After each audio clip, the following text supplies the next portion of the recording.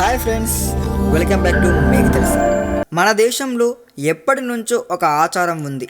మనం సంపాదించిన దానిలో కొంత దేవుడికి ఇస్తే మనం చేసిన పాపం కొంతమేర తగ్గుతుందని, అలాగే కొంతమంది దేవుడి మీద ఉన్న భక్తితో ఇంకొంతమంది ఇంకొన్ని కారణాలతో దేవుడి హుండీలో విలువైన కానుకలను వేస్తారు.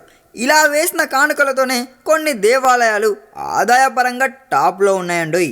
అలా టాప్ లిస్టులోకి చేరిన కొన్ని దేవాలయాల గురించి ఈరోజు మీకు చెప్తానండోయ్. మొదటగా పద్మనాభ స్వామి దేవాలయం. ఈ దేవాలయంలో గత 3 సంవత్సరాలుగా వెలుగులోకి వచ్చిన గుప్త నిధుల వల్ల ఇది టాప్ 1లో ఉంది. ఇక్కడ ఎంత డబ్బు ఉందో అని చెప్పడానికి వచ్చిన అధికారులు కూడా ఇక్కడ ఉన్న మనీని అంచనా వేయలేకపోతున్నారండి. ఇక రెండవ ప్లేస్లో తిరుమల తిరుపతి దేవస్థానం ఉంది. కలియుగ ప్రత్యక్ష దేవుని నిలయంగా పేరొందిన ఈ దేవస్థానంను ప్రతిరోజు సుమారుగా 60,000 మందికి పైగా దర్శించుకుంటారంట. అలాగే సినీ తారలు, విఐపీలు కూడా ఈ ఆలయానికి భారీగానే రోజు కానుకలు అప్పజెప్తారులేండి. ఇక 3వ స్థానంలో షిరిడి సాయిబాబా దేవాలయం ఉంది.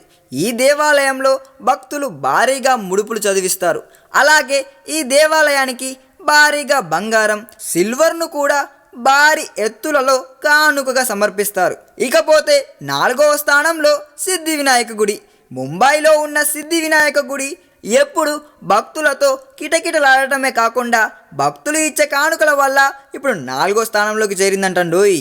ఇక 5వ స్థానంలో గోల్డెన్ టెంపుల్.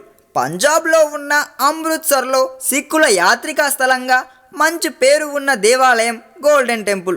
అలాగే ఈ టెంపుల్కి భక్తుల నుండి భారీ విరాళాలు అందుతాయంట. ఇలాంటి విషయాలే మరిన్ని తెలుసుకోవాలని ఉందా? అయితే వెంటనే మా ఛానల్ని సబ్స్క్రైబ్ చేయండి.